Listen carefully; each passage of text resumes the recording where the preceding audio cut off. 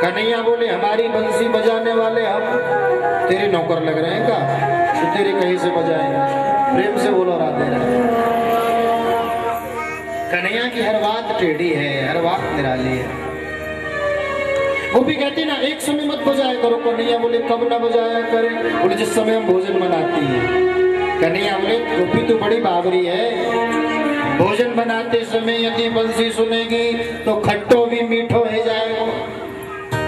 गोपी बोली खट्टो मीठो गयो भाड़ में भोजन बने ही ना है, सासू माता की डांट और खानी पड़े हमें। ऐसा क्यों? बोले कन्हैया आपकी बंसी जब बजती है ना तो सर्वभूत मनोहरम, सभी के मन को मिलेगी।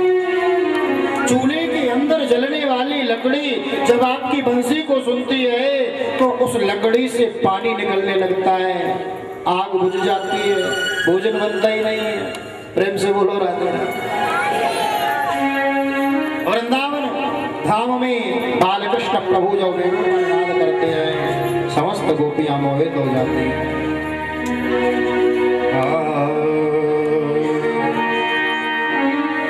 तेरी बंसी पे जाऊं,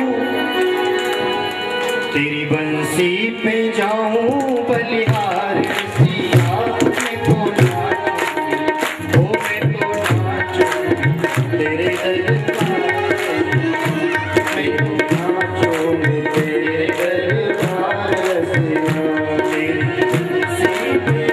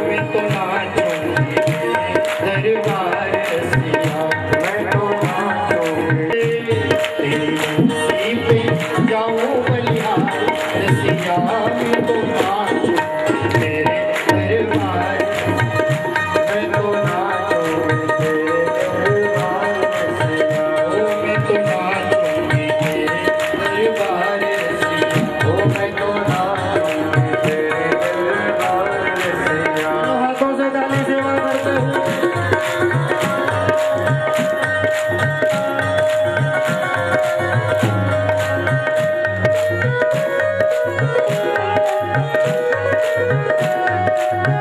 दरबार।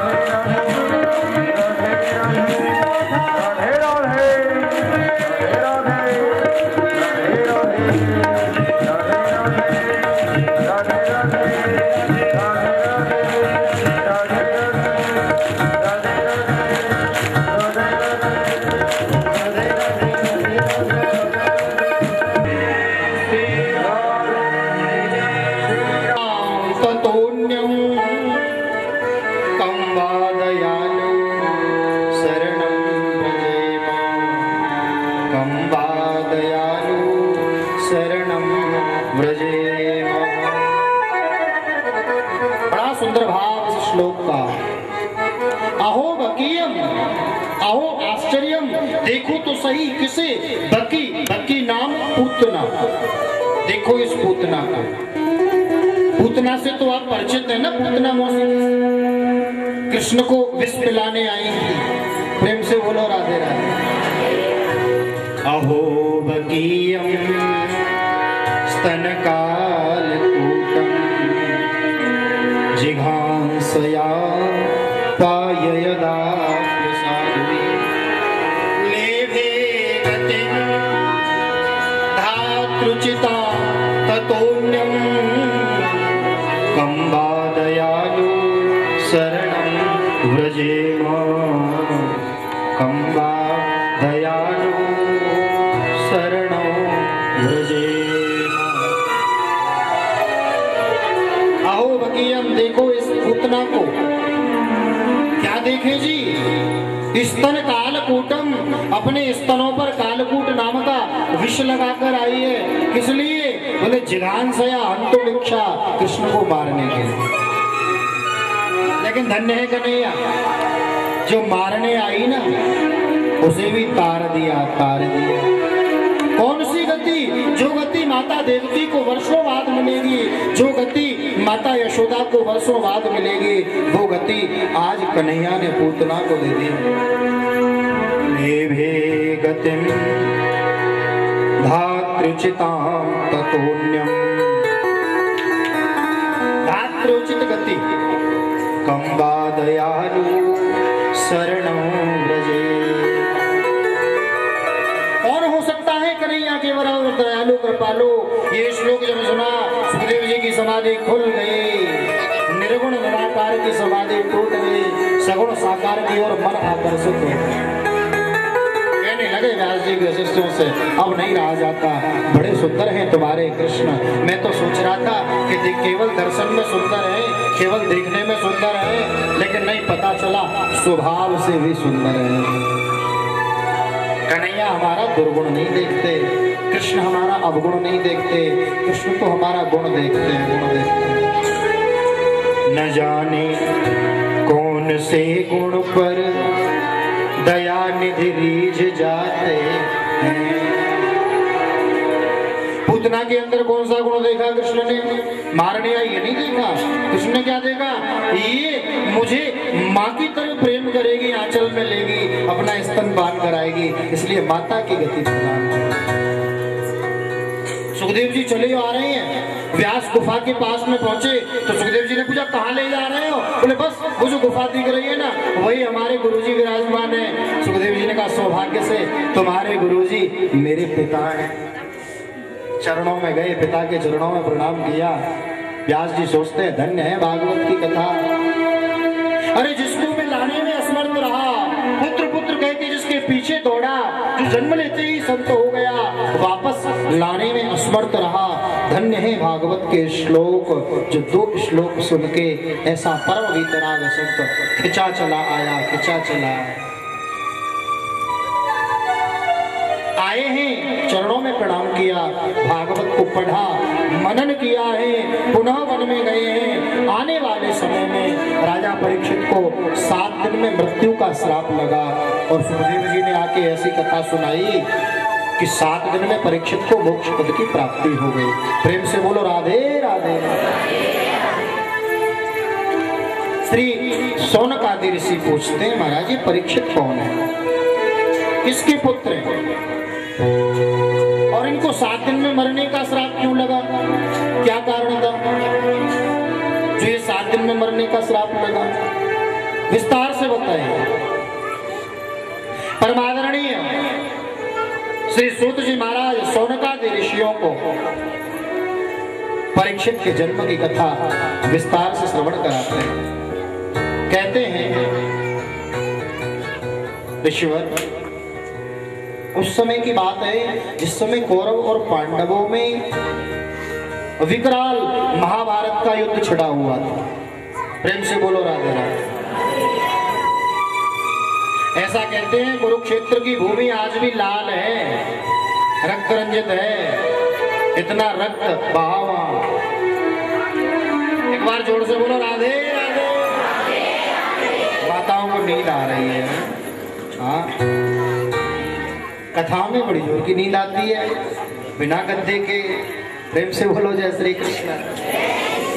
हम कहा करते हैं कथाओं में कि यदि कथा में मन लगे, नींद न आवे, घुटने में दर्द न होवे, तो समझना हमारे पुण्य जागृत हैं। और यदि कथा में मन न लगे, नींद आवे, घुटने में दर्द हो, तो समझना अभी हमारे पाप समाप्त नहीं हुए, सिर पे बैठे। प्रेम से बोलो राधे राधे। कुंभकर्ण की पत्नी का नाम है निद्रा देवी। निद्रा देवी किसकी पत्नी है? और कुंभकर्ण 6 महीने सोता था और 6 महीने बाद उठे और फिर खाए और फिर सो जाए। हाँ, तो जिस समय रामायण के मध्य में जिस समय भगवान राम ने कुंभकर्ण का वध कर दिया ना, तो कुंभकर्ण की पत्नी निद्रा देवी रोती रोती राम जी के चरणों में गई, प्रभु आपने ठीक नहीं किया, मुझे वैधव्य प्रदान किया, विधवा बना दिया, और मेरा नाम भी निद्रा देवी नहीं जो आपके साकेत धाम में मैंने ताला न लगवाया। राम जी बोले तू ऐसा क्या करेगी? बोले जहां आपकी कथा हो रही होगी, जहां आपका सत्संग हो रहा होगा, भक्तों के सिर पे जाके बैठ जाऊंगी, भक्त सो जाएंगे, कथा नहीं सुनेंगे, पाप नहीं कटेंगे, फिर आपके धाम में कौन आएगा? खाली गोदाम में तो ताला लगाना ही पड़ता है। राम जी ने कहा देवी कोई बात नहीं, एक नियम हम भी चालू कर देंगे। क्या? हर 2-5 मिनट पे राधे राधे, जय श्री राधे, जय श्री कृष्ण। अच्छा, राधे राधे जोर से बोला करो ताकि पड़ोसी की नींद खुल जाए। लोग कहते हैं महाराज कथा में बड़ी जोर की नींद आती है, घर में क्या करें? घर में बच्चे सोने नहीं देते, डल्लफ के गद्दे पे पड़े रहते हैं, करवटें बदलते रहते हैं, नींद नहीं आती। लेकिन कथा में न जाने क्या विलक्षणता है, बैठते ही नींद आती है। हमने कहा आओ, सोने के लिए आओ, आपका निमंत्रण है, कम से कम कथा में तो नींद आती है, आप यहाँ आके सोइए, हम भागवत के श्लोक सुना के आपको लोरियां सुनाएंगे। प्रेम से बोलो राधे राधे। यहाँ सोओगे ना तो भगवान के नाम के साथ जागृति होगी, इसलिए आप सोने के लिए भी आमंत्रित। बोलो कृष्ण कन्हैया लाल की।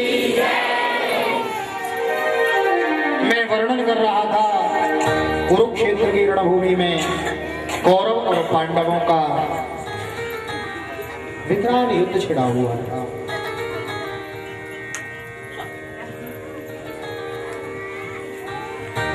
कौरवों की बड़ी भारी सेना, पांडवों का छोटा सा समूह,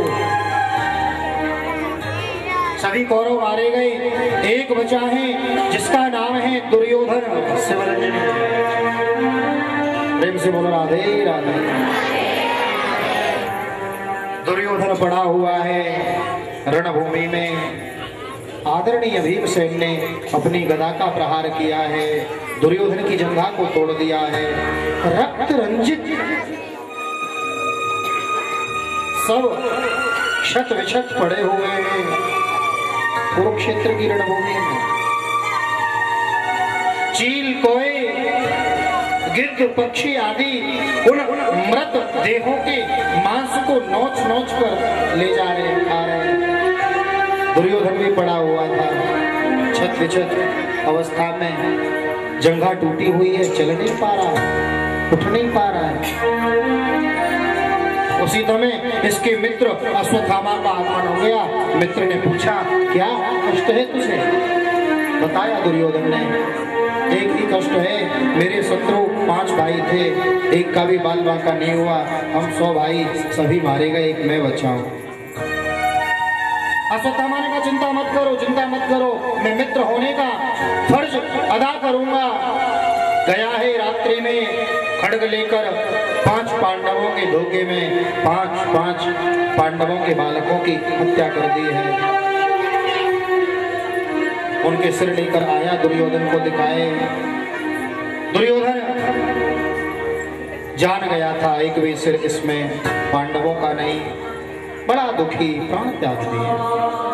उधर ब्रह्म मुहूर्त हुआ, पांडवों की भार्या देवी द्रौपदी पांचाली उठी, उठकर बालकों के कक्ष में गई। माता सबसे पहले जगती है ना, तो अपने बेटा बेटी को देखती है, उठे कि नहीं, अभी सो रहा है या उठ गया। और जैसे ही शिविर में प्रवेश करती है तो देखा बाहर तक रक्त बिखरा पड़ा है। पर्दा हटाया, 5 पुत्रों का शव धड़ पड़ा हुआ है, सिर है ही नहीं। चीत्कार करके रोई है देवी द्रौपदी, चीत्कार करके। माता शिशूना निधनं सुताना निशम्य घोरं परितप्यमाना तदा रुदद्वास्म कलाकुलाक्षी तां सान्त्वयन्ना किरीटमालिनी। रुदन करती है देवी द्रौपदी, रोने की आवाज सुनी, पांडवों ने आ गए। क्यों रोती हो देवी? इशारा किया, देखो। पांडवों ने देखा तो भीमसेन ने तो प्रतिज्ञा ले ली, मैं तेरे बालकों के हत्यारे को छोड़ूंगा। अर्जुन ने गांडीव हाथ में लिया है, अश्वत्थामा को पकड़ने के लिए तोड़े। अश्वत्थामा ने ब्रह्मास्त्र छोड़ा, अर्जुन ने दूसरा ब्रह्मास्त्र छोड़ा। आपस में टकरा कर शांत हुए हैं। अश्वत्थामा को पकड़ के भरी सभा में ले मारने के लिए उद्यत हुए अर्जुन। द्रौपदी ने रोक दिया, इसे मारो मत। हरी देवी क्या कहती हो? जिसने तुम्हारे 5 बालकों की हत्या कर दी, तुम उसकी रक्षा करना चाहते हो? बोले हाँ। स्त्री के जीने के 2 सहारे होते हैं। प्रेम से बोले राधे राधे। माताओं के जीने के 2 सहारे, एक उसका पति, और यदि पति न रहे ना तो माता अपने बेटों के सहारे जीवन जी लेती है। द्रौपदी कहती है मेरे बेटे ही तो गए, मेरे 5 पति आप हो तो सही, लेकिन जरा इसके जीवन में झांको। ये अश्वत्थामा, इसके पिता तो रहे नहीं, और यदि तुम इसको भी मार दोगे तो इसकी माता किसके सहारे जिएगी? किसके सहारे जिएगी? इसलिए छोड़ दो इसे, मत मारो। भीमसेन ने कहा अर्जुन देर मत करो, देर करोगे ना तो मैं अपनी गदा के द्वारा इसके सर को फोड़ दूंगा। जल्दी करो, शीघ्र करो। उसी सुधर्मा सभा में मेरा गोविंद टेढ़ी टांग वाला, काली कमली वाला, मोर मुकुट वाला, मुरली वाला कन्हैया खड़ा है, शांत खड़ा है, शांत। अर्जुन के मन में विचार जागा। अर्जुन ने कहा कन्हैया आप ही बताओ क्या करें, क्या करें? कन्हैया बड़ा सुंदर जवाब देते हैं अर्जुन। ब्रह्म बंधुर्न हन्तव्य आतताई बधार्हण मयेवो भयमाम्नातं परिपाह्यानुशासन।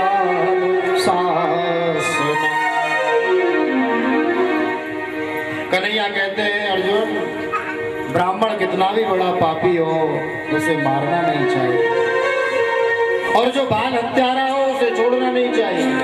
प्रेम से बोलो जय श्री कृष्ण।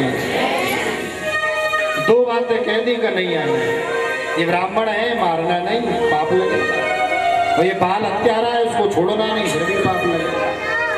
धर्मराज युधिष्ठिर बोले कन्हैया आपके जैसे 2-4 न्यायाधीश हो तो चल गया संविधान।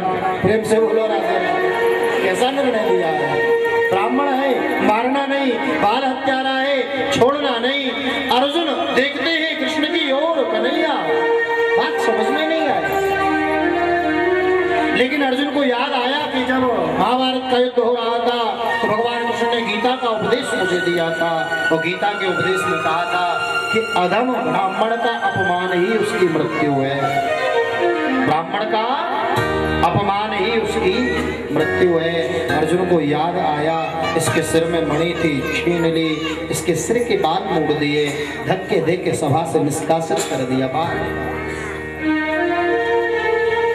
अश्वत्थामा को तो अर्जुन का शुक्रगुजार होना चाहिए। मैंने 5-5 बालकों की हत्या की, फिर भी अर्जुन ने मुझे मारा नहीं, छोड़ दिया। लेकिन मन में द्वेष है पांडवों के प्रति। आश्रम में गया, मन में सोचता है पांडवों के वंश को निर्वंश करके मानूंगा, जल देने वाला भी, कोई पानी देने वाला भी नहीं छोड़ूंगा इनके वंश में।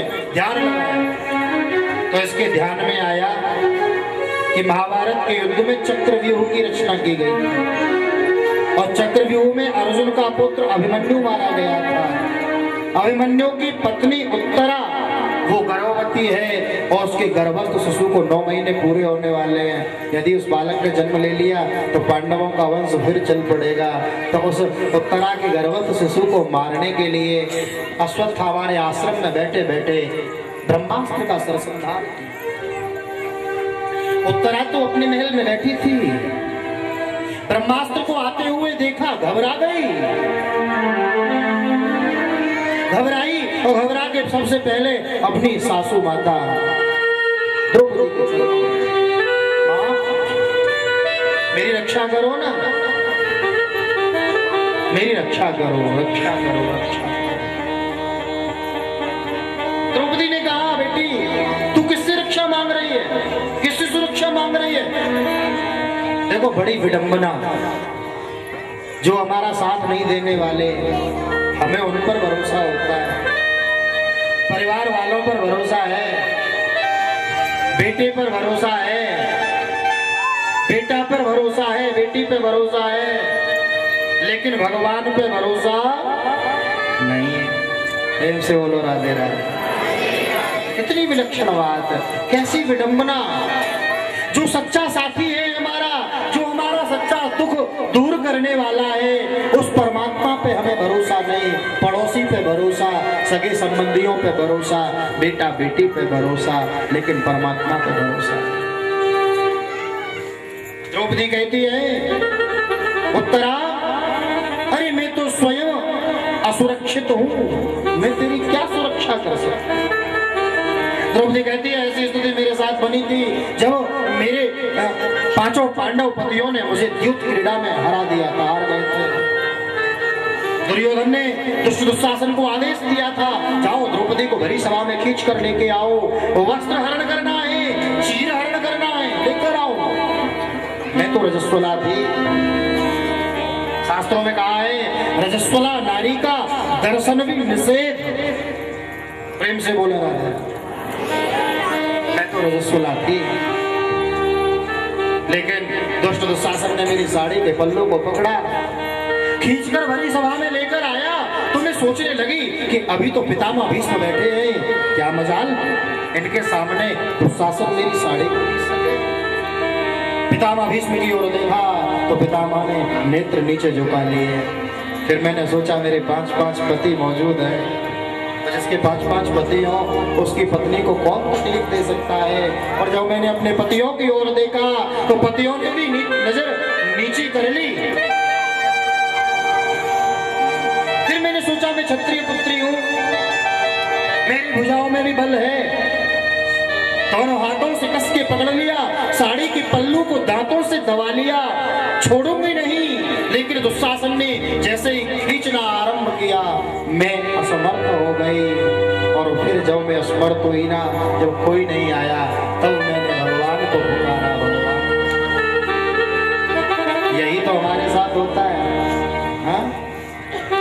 दुख होता है तो पहले एक ही बार में भगवान को नहीं पुकारते, पहले तो बेटा बेटी को पुकारते, आओ हाँ हमारी रक्षा करो। और बेटा बेटी भी तो दूर न कर पाए, तब जाके भगवान की याद आती है।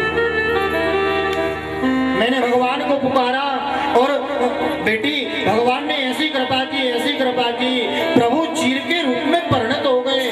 पता ही नहीं चला नारी बीच साड़ी है या साड़ी बीच नारी है, नारी ही की साड़ी है या साड़ी ही की नारी है। इसलिए तू अपनी रक्षा चाहती है, गर्भस्थ शिशु की रक्षा चाहती है, मेरी शरण नहीं कृष्ण की शरण में जा, कन्हैया की शरण में।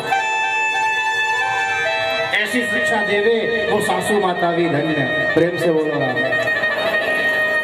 दोनों हाथ ऊपर खड़े करके कृष्ण को पुकारती है, कन्हैया आओ आओ। पाहि पाहि महायोगिन देव देव जगतपते नान्यम यदुभयं पस्ये यत्र मृत्यु परस्परम यत्र मृत्यु परस्परम। कृष्ण को पुकारा उत्तरा ने, कन्हैया प्रकट हो गए, प्रकट हो गए। जब कोई नहीं आता मेरा श्याम आता है, मेरे दुख के दिनों में वो बड़े काम आता है। कृष्ण प्रकट हो गए। क्यों बुलाया उत्तरा? कन्हैया देखो आकाश मार्ग से ब्रह्मास्त्र आ रहा है, मुझे जलाकर राख कर दे, कोई मुझे भय नहीं। लेकिन मेरे घरों में जो शिशु है ना, पांडवों का एक ही तो वंशज बच्चा है, ये मर गया तो हमारा कुल निर्वंश हो जाएगा, कुल में जल देने वाला कोई नहीं बचेगा। प्रार्थना मेरे गर्भस्थ शिशु की रक्षा करो। कन्हैया बोले देवी मन में मातृभाव लाओ, और जैसे ही मातृभाव लाया ना तो कन्हैया ने अंगूठे के बराबर रूप बनाया, अंगुष्ठ मात्र ममला। उत्तरा के घरों में चले गए, एक रूप से बाहर खड़े हैं, एक रूप से अंदर, सुदर्शन चक्र से रक्षा करते हैं। बाहर पूछते कहो कैसा महसूस कर रही हो? बोले हाँ कन्हैया शांति है, शांति। ब्रह्मास्त्र शांत होकर चला गया है। उत्तरा की गर्भस्थ शिशु ने जब जन्म लिया ना तो जन्म लेते ही आसन लगा के बैठ गए। बड़े बड़े ऋषि मुनि आए, वेद व्यास जी आए। धर्मराज युधिष्ठिर ने पूछा ये बालक ऐसे आसन लगाकर क्या देखता है? तो बताया व्यास जी ने, ये देख रहा है कि जिस टेढ़ी टांग वाले ने, काली कमली वाले ने, मोर मुकुट वाले ने मेरी माता के घरों में जाकर रक्षा मेरी की थी, इस भीड़ में वो कन्हैया कहाँ छुप गया, कहाँ छुप गया? परीक्षा ले रहा है सबकी, इसलिए इसका नाम हम परीक्षित रखते हैं। परीक्षित, परीक्षा इक्षति यस्य सह परीक्षित, सबकी परीक्षा ले रहा है।